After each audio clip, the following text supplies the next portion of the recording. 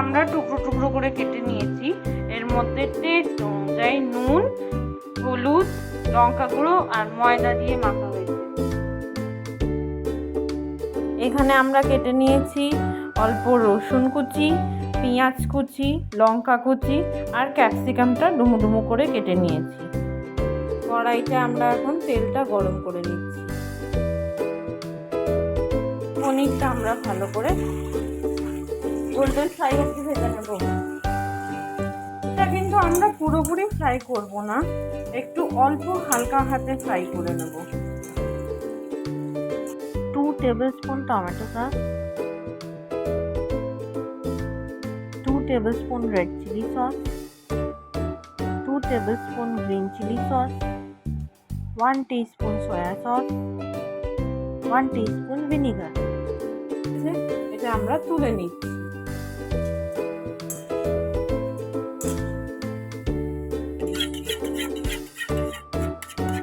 আমরা একটুখানি সাদা জিরা, পেঁয়াজটা এবারে আমরা দিয়ে দিচ্ছি।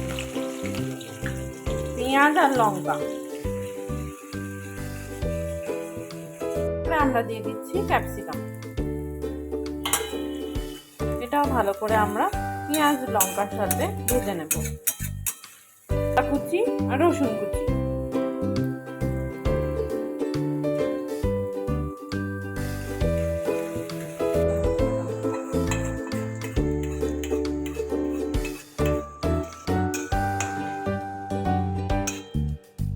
টেস্ট অনুযায়ী নুন চলে যাচ্ছে।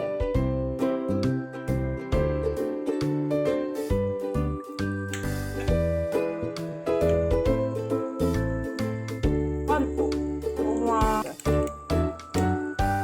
এটা হাফ টিস্পুনের মতো।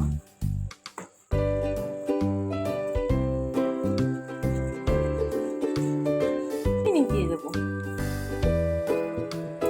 আর একটু জল,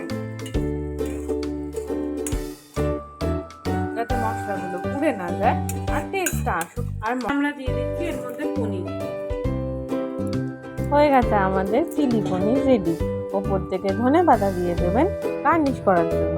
দেখতেও টেস্টি লাগবে আর খেতেও খুব টেস্টি হয়েছিল। আপনারা ট্রাই করুন আর জানাবেন কমেন্ট করে কেমন লেগেছে আপনাদের। Thank you so much for watching.